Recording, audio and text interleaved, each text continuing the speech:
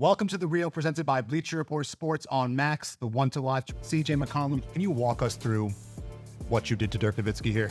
Yeah, it was a driving kick, try to get a paint touch. I get the ball back out, and I kind of hesitated in big cross. I was honestly surprised he reacted the way he did. It caught me off guard to the point where I had to kind of get my feet set, and he almost blocks it. It almost was a blown highlight. Had you ever put in as little effort to create such a great highlight? I was just trying to create space and just kind of get a reaction and figure out how to get a shot off. So I think in that moment, it was just a natural play for me. He's 7 foot, so I can't shoot over him unless I have space, and that allowed me to create some space. Were you able to see the bench reaction instantly, or is that something you only noticed after the fact? I didn't really notice. I really just wanted to make sure you make this. Knock this down, hold the follow through, because a great move and a play you don't finish is never really remembered. I showed it left hand, big hesitate. I'm like, oh, let me look down and make sure I'm behind the line. And I got to seam the ball in and let it go. So that was really fun. He joked, he said, why you have to make the old fella, look like that? And I was like, look, I'm just trying to make a name for myself. You've also bamboozled some elite NBA defenders. Can you break down the move you pulled here? Big cross, hezzy, showed the eyes on Dre. I kind of wish I would have got a better gather so I could have had a better finish, but that was nice. I kind of stared at him afterwards. I'm gonna have to send this to K, because that was just a terrible defensive production for him. He always talks about how great he is at defense, but sometimes, right, he's not putting in the effort. He did what he's supposed to do. Like, he down or ice, which means they're trying to keep the ball on the side, and then you just take the space. And I shoot a lot of middies, so Dre probably was thinking 1 dribble, 2 dribble pull up. So I just kind of showed my eyes, bring the other hand closer to the ball like I'm about to shoot it, and then change direction again. I think the elite players can change direction twice. And on that play, I changed direction twice. That was a really good move on my part. It's one that I might have to text him that clip too. You had a lot of battles with the Warriors in the playoffs regular season. After Draymond gets extremely hyped here, you pull off a Steph Curry move on Steph Curry. Changed direction, got his shoulders down. See, I actually stopped. He didn't want to foul. We were just looking around like, he got me. Steph Curry or Magic Johnson as the GOAT NBA point guard? Pure point guard, you go Magic. Like, you're talking about like globalizing the sport and just the way Steph plays the game. I don't know we'll ever see it again. Do you think Steph and Dame are closer than people think in terms of their range? I think they're both really, really good players who played in different circumstances. Dame is more on ball.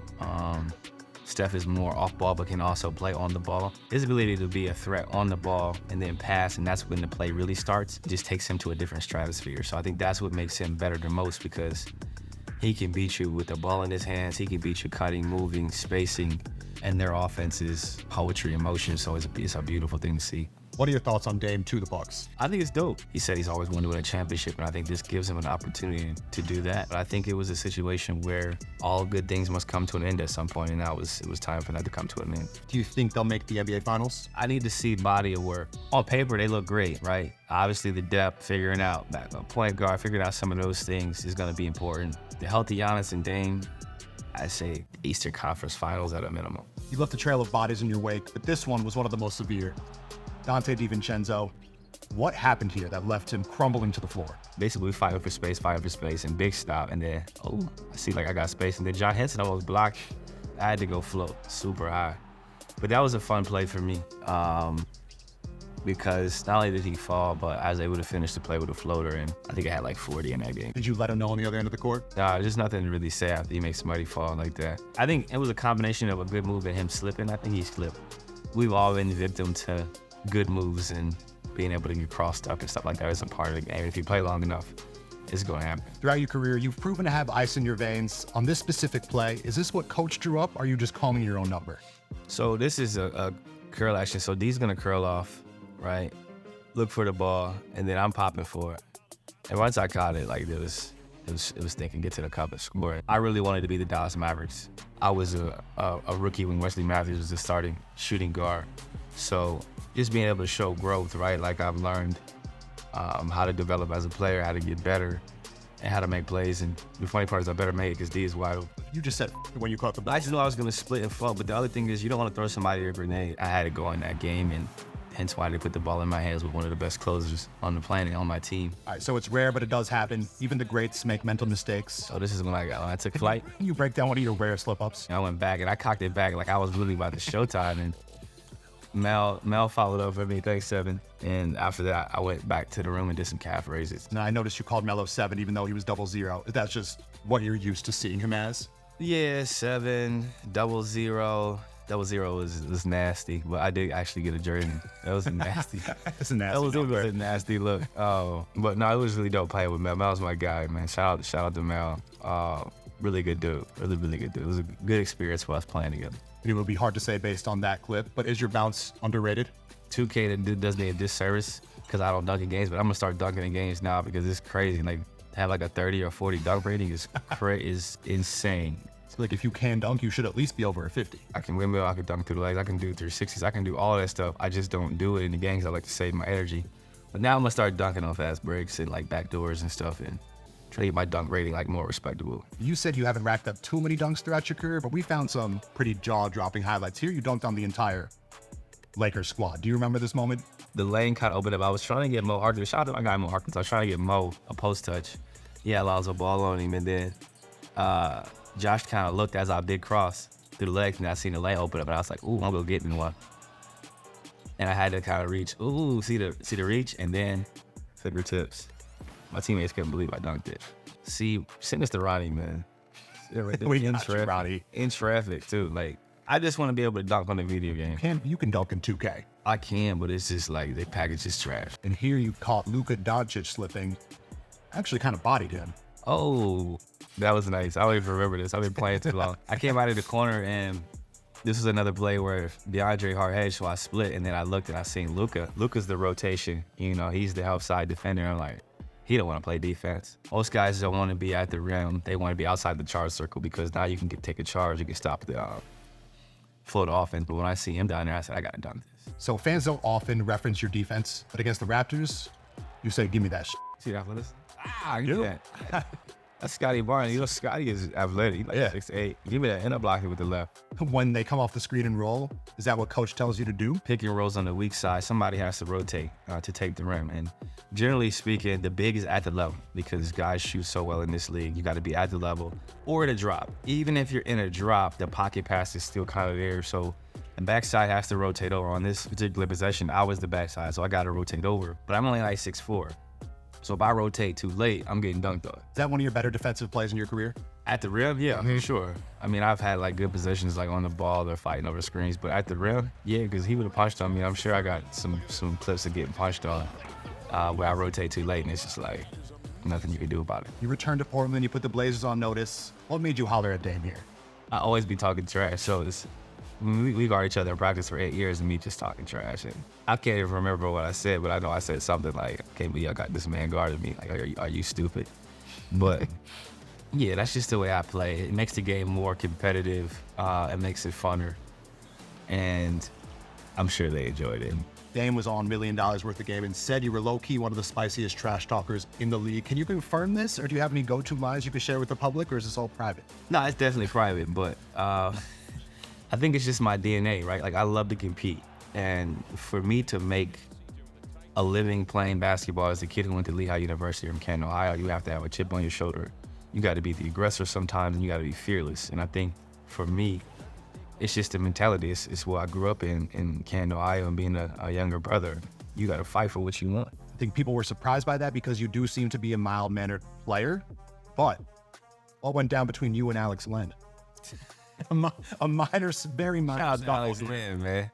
See the hands went up right away. I'm about that life. I didn't like the way he hit me with the screen. I felt like he was moving. He might have stuck his leg out or whatever, so I pushed him. You guys both kind of put your fists up. There's no chance of punches being thrown here, correct? I mean, I'll fight. Like, I told you, like, I would, whatever. But in the NBA in general, like, guys aren't gonna. It's too much money on the line, but you gotta be ready because you never know if somebody gonna swing a box in the summer. So this is a chance for me to be able to really put some. So you're training? Basically, like, I'm just getting ready for if it ever happens. But that was a situation where I don't think it was gonna happen, but just in case, he's 7 foot with long wingspan, put them hands up. Since you've been training, if you had to pick one NBA player to celebrity box, who do you think you could knock out the easiest? Just one person. Not gonna disrespect them. Yeah, but it's a boxing match. It's not like a street fight, so it's a legal knockout. I like my chances against most. Let's get an A, please. I would appreciate it. Jose Calderon. I like accept the challenge? Jose's a nice guy, man. I wouldn't fight Jose. Okay. Who would you fight? In the NBA? Yeah. I've never thrown a punch in my life. If I had to pick one person, Neto or Campazzo. I think those are my two best bets. Would you pick Italian? Right? You're Argentina, right? That's my best bit. I'm getting destroyed, regardless. Just gotta have confidence. Use your wingspan. Against an NBA player? Yeah, you'll get beat up. If you had to choose your single favorite highlight, though, throughout your NBA career, which would be the one to watch? I think the game winner against Denver to go to the conference finals in Game 7. Step back, left elbow. Because that was a monumental shot, right? You know, Game 7 on the road. Everybody loves a Game 7, regardless of sport, right? Baseball Game 7s are great. That was a really cool moment. I was, relatively young, 2018. We had been at a crossroads, right? As an organization, as a franchise, where we just kept losing to the Warriors, and sure enough, we lost to the Warriors again. What are you supposed to do, though? Stephen, Dre, and Clay, y'all owe me a ring.